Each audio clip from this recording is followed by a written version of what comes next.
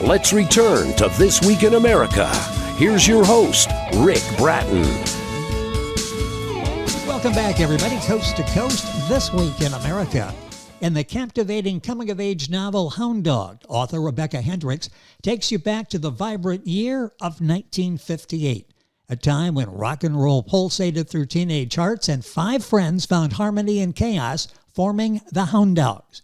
As societal forces clash, cultural upheaval takes center stage, they embark on a musical journey in the throes of a changing world.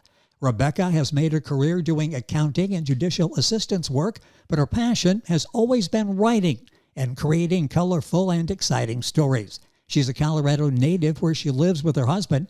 Hound Dog, a compelling story of camaraderie, ambition, and the magic of music, is the winner of the BookFest Award for Young Adult Historical Fiction and Young Adult Boys and Men Fiction. And author Rebecca Hendricks joins us on This Week in America. Rebecca, welcome to the program. A pleasure to have you with us. It's great to be here, Rick.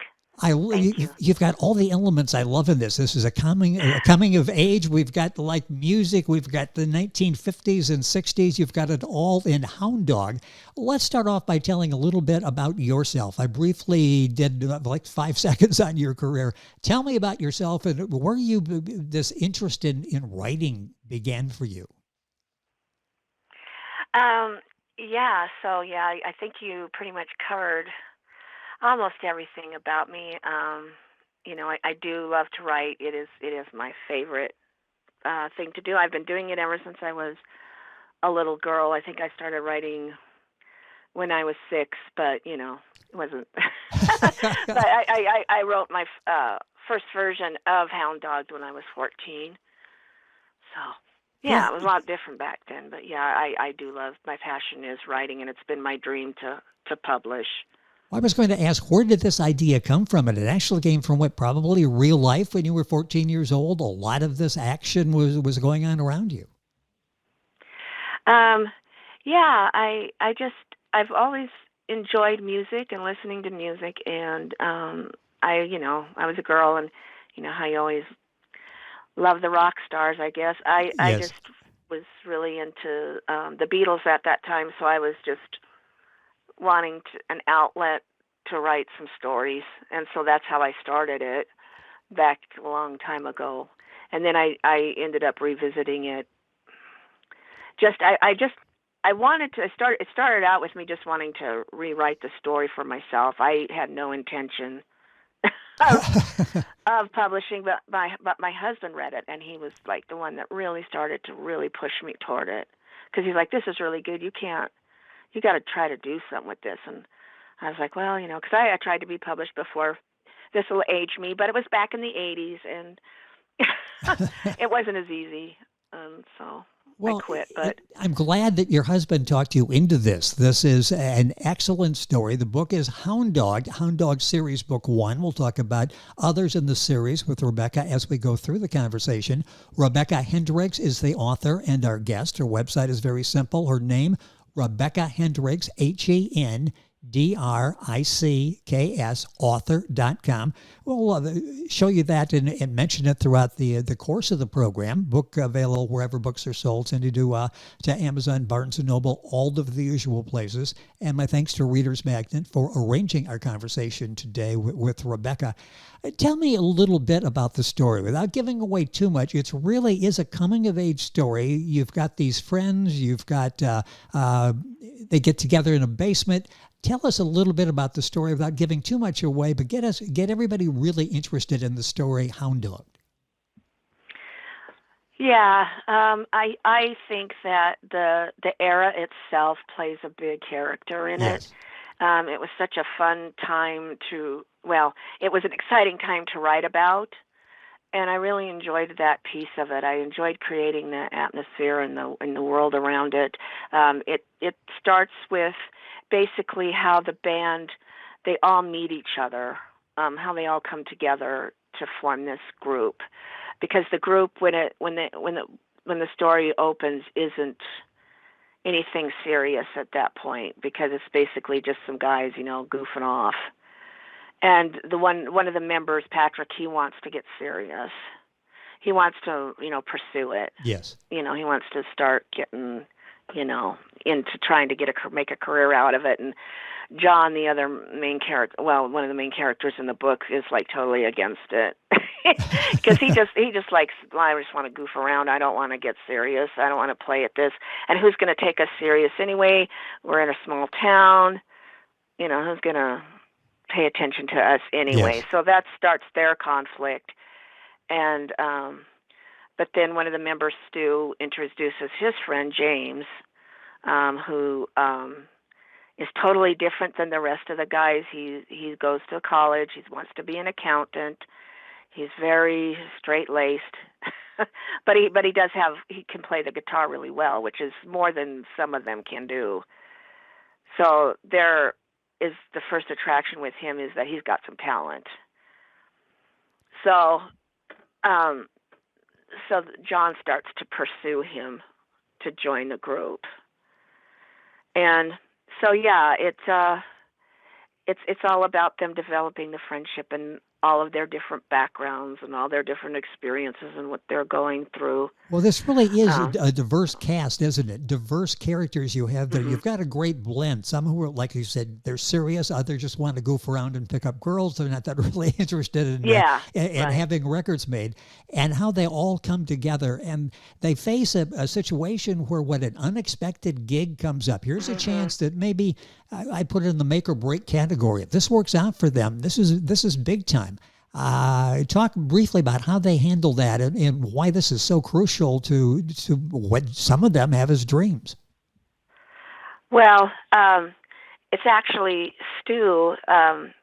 There's a character in the book that he has this big, huge birthday party every year. He's really popular with the kids.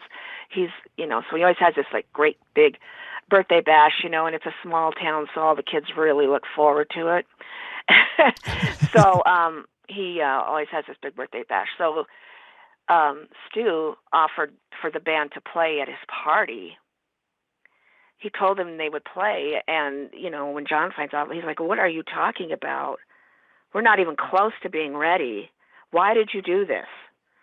Yes. And so he's really not too thrilled with that.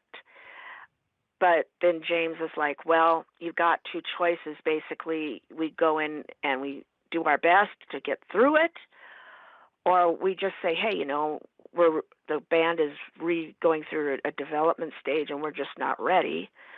Those are your choices. And John's like, well, he wants to save face. He doesn't want to look like a fool. But it's the real pivotal point for John because he has to decide at that point, am I gonna take this to the next level, or am I just gonna make this a goof off thing? So it's kind of the pivotal point for all of them because it's like, oh, now we need to decide: are we gonna be serious, or are we just gonna be? So they figure out what they can do for the best with everybody's talent levels to just get through the night. You know what I mean? Well, yes. Let's do a song. Yes. Let's get on. Let's get off. On and off. They just want to save face, and they don't have a drummer at this point. And so that's another obstacle that they have to deal with doing a song on stage. But they do manage to figure it out, and they go on stage. But that's when they meet Danny, and he's like this young guy who's new in town, and he's really got a lot of good personality. He's got a great charisma about him, and he's just plays guitar just for fun. He just loves to play guitar. So he goes on before them, actually, and he's awesome. Yes. So they're just kind of going, oh, no, now what do we do? Because Danny gets the crowd totally pumped. And so they're like, oh, great, here, now we have to go on, and we're basically going to be this bummer. But they go on, and they do their song, which is That'll Be the Day by Buddy Holly. And they're ready to get off, and then the crowd starts yelling, we want some rock and roll, we want some rock and roll. And they're like, now what do we do? So John's like, well, we're going to give them what they want. So they decide to play Hound Dog. And to cover up for the drum piece, he tells the crowd, hey, bang on whatever you can, make as much noise as you can. Let's get this, really get them pumped up. So they were really excited. So they're making so much noise that, but like when that first guitar solo comes along, Danny just jumps up there and joins them. And so with his talent, he just pulls it. He just said that gives it that extra push it needs to make it very successful. So the good. And they even finish that thought, because it's so impressive what they were able to do, and that presents a dilemma that there's good news and bad news. The good news is they were really good. The bad news for some of them is, wow, do we have something here? And I'm not sure we're ready to make the next jump. And that's what they're facing. And this all comes to life in Hound Dog, the new book in the series by Rebecca Hendricks. Book is available wherever books are sold. Her website is RebeccaHendricksAuthor.com. A link on our website, thisweekinamerica.us, takes you directly to Rebecca's site. Were these characters based on people you knew, real characters, or did you make up all of these? Yeah, I made them up. Well, it's right. I mentioned diverse. You've really got a good group there, which creates the sort of conflict. Their goals are not all the same as they enter into this. Sometimes you get guys to get together, and the goal is to have a record. This was not the case, and to see it develop, to see what they go through, to see the strain on their relationship, how they brought some closer together. It's really a remarkable read. It's Hound Dog, and again by Rebecca Hendricks, our guest on the program. What was the most interesting part of the story for you? And I hate to have you pick one out, but did you enjoy most developing the characters, that era? And you mentioned making like 1958, one of the characters in there. What was really interesting for you as you write this story? I think, it really was learning a lot more about the era. I mean, I knew some stuff. I just knew mostly, what everybody thinks about when they think about the 50s, the bobby socks, the saddle shoes, the poodle skirts, the malt shop and stuff like that. But, I found myself wanting to learn more about the era overall. And, the other things that were going on. I mean, there was so much going on then. I don't think, some people realized just how much was really going on. I mean, the cultural changes and we were still going through segregation at that point. Yes. Parts of this, was stronger in the South and things like that.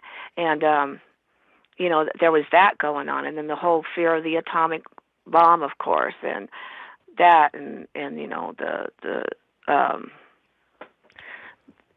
whole thing about the, communist piece. Well, yeah. So I mean, it was really interesting learning about all that other stuff. I mean, it was like, wow, this is just more than bubble gum and ponytails. Yes, and I went through that, so you sort of romanticized what it was like back then. But then, as I'm looking into 1958, there were a lot of negatives there as well. I can remember that was the year Khrushchev took over the USSR, and the world was totally different after that, living in fear of a Russian invasion, the USSR invasion in the United States.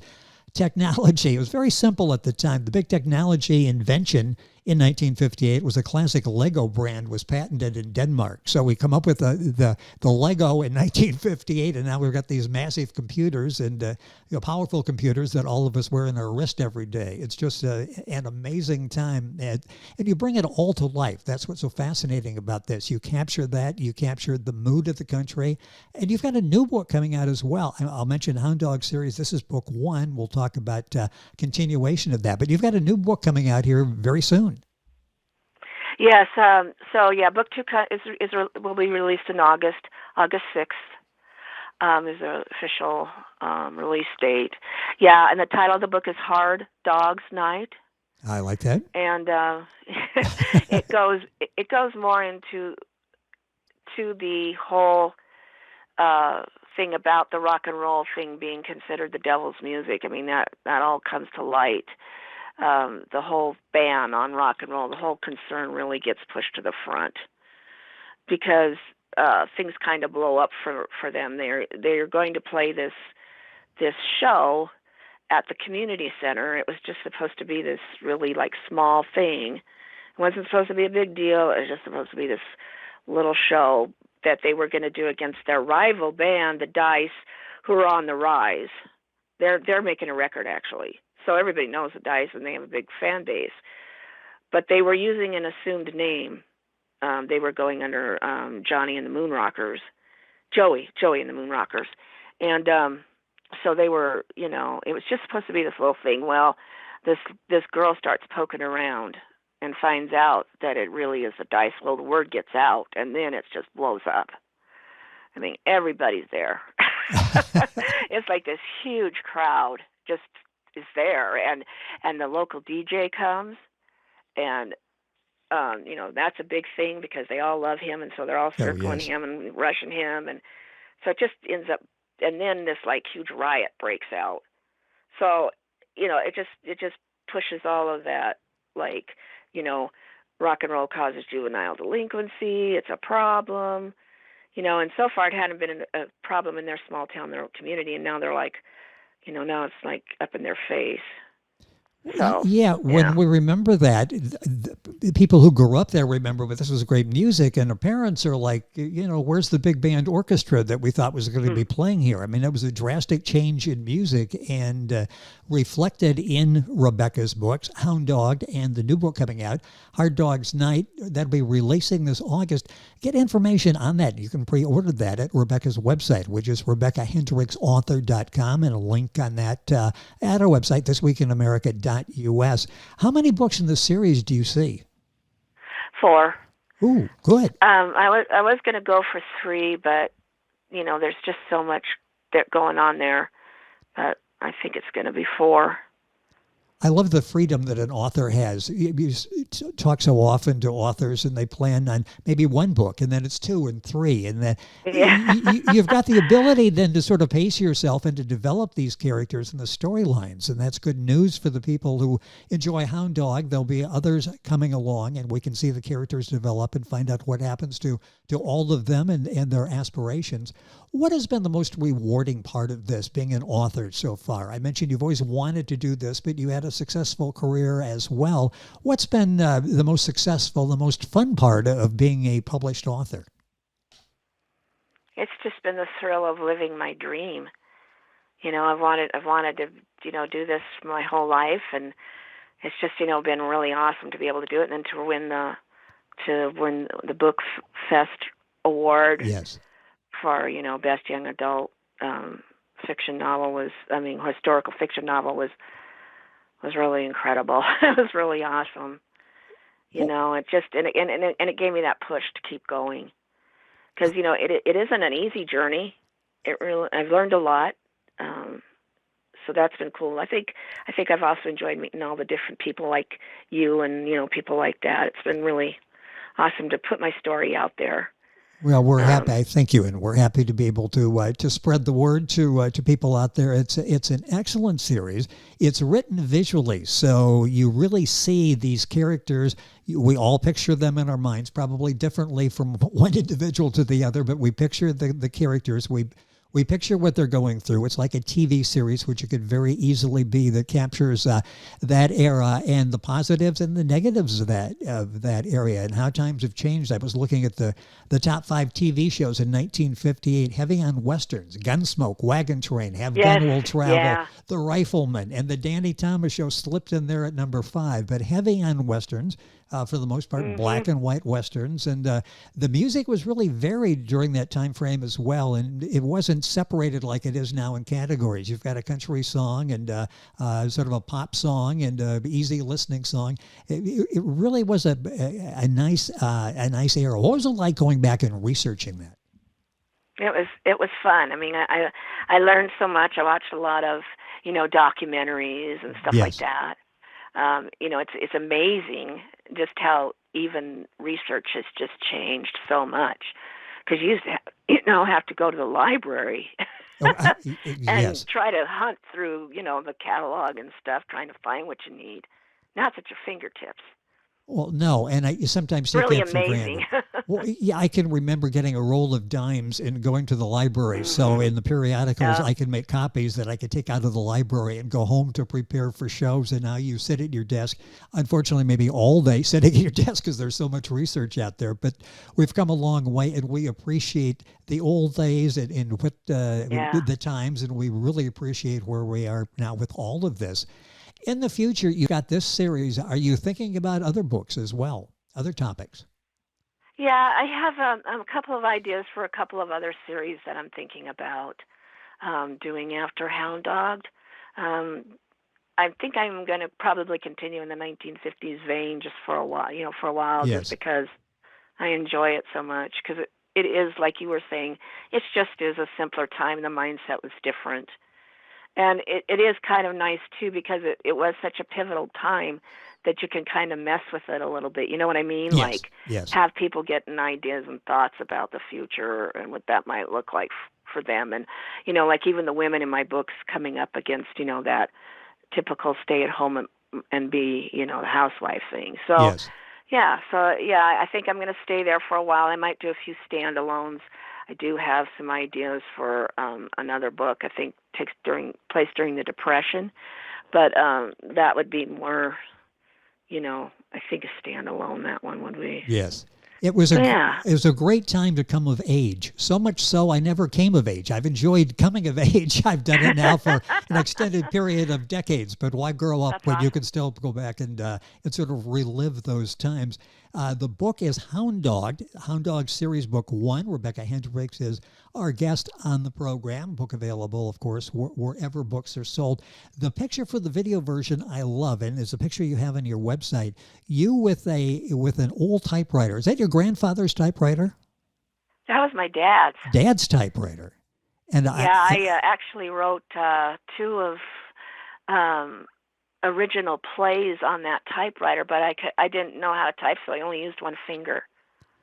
Well, I knew how to type, and I used one finger because I didn't know how to learn it too. I didn't know that I mastered where I could do a lot. And I love the old typewriters, and I wish I had one of those now, but I wouldn't be able to use it because I made so many mistakes. Now you can just go back and correct it yourself. Then you could do that. I mean, and those keys, boy, they were like, you really had to push down on them hard. Yes. Sometimes you were like pounding a key to try to get it to work. But that's you'll see the picture of Rebecca and her father's typewriter if you go to our website. The website is RebeccaHendricksAuthor.com.